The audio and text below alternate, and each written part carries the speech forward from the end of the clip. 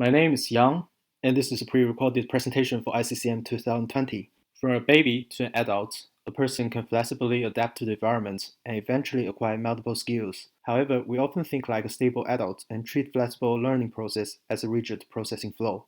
To achieve flexibility in a cognitive architecture, we show in this presentation a contextual learning model that seeks to reconcile three theoretically controversial infant language tasks. The model is implemented through an ACTR-based PRIMS architecture. Let's start by briefly describing the tasks. Infants obviously cannot tell that they have learned anything, but through the ingenious design of a preferential focusing paradigm, we can infer whether infants can differentiate the trained pattern versus the untrained patterns. Noting in this slide, capital letters denote fixed tokens, whereas lowercase letters denote variable tokens that can be replaced by multiple instantiations. In the first study, infants after training with the fixed XYZ pattern now more quickly looks away from it, but when the novel pattern XLY is presented, they will stare at it longer. Saffron et al. Suggests that infants may have learned that when X appears, then it must be followed by Y, and then it must be followed by Z. And such transitional probability may help infants to differentiate other patterns with varied syllable statistics. This, however, is challenged by Marcus et al., who propose a task that shares no transitional probability between training and testing. But the trained ABA pattern, for instance, shares the same syntax with the tested CDC pattern.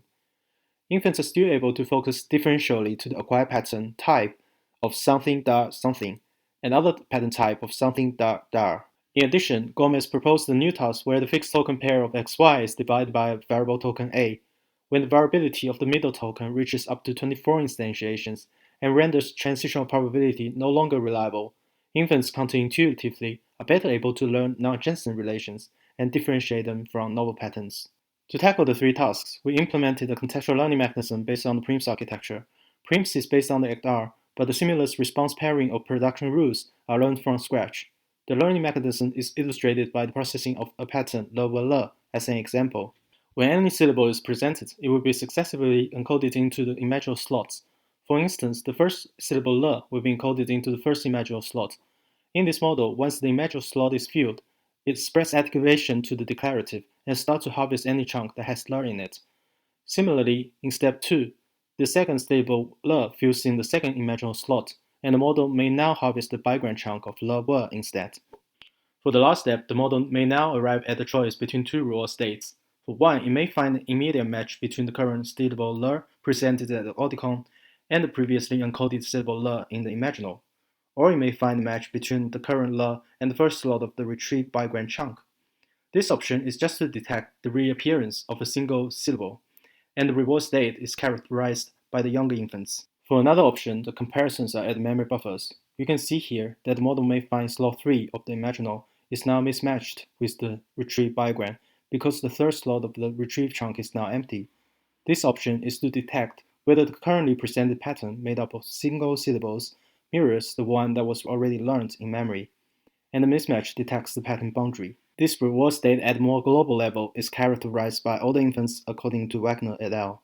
After the reward states are reached, the association between immediate context, namely multiple buffer states, and the operations are reinforced to help the model to arrive at these reward states more easily. To explain focusing time differences, the simulated results target the single pattern processing latency.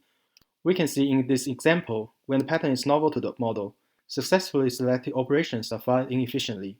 So the waiting time when the model is not focusing on the task will be quite small, and it will be less likely to divert from the task during such a small gap interval. However, when the pattern is trained and can be processed efficiently, task-irrelevant gap interval will become larger, leading towards more chance of diversions. When there is more diversions, then the overall focusing time will be reduced accordingly. However, since it is difficult to take account of the various factors related to task-relevant diversion, our current model has not simulated the overall focusing time. We can see that for Marcus et al., the simulated single pattern results correspond well with the differential focusing time reported in the empirical study. For the simulation of all three tasks, please refer to the paper for more details. In this study, we show a model that's able to learn production rules from immediate context and the flexible firing of operations from scratch. And the same model can process both statistical and rule-like patterns, thus reconciling theoretical controversies in infant language acquisition. In our ongoing work, we are analyzing the procedural and declarative knowledge learned by the model.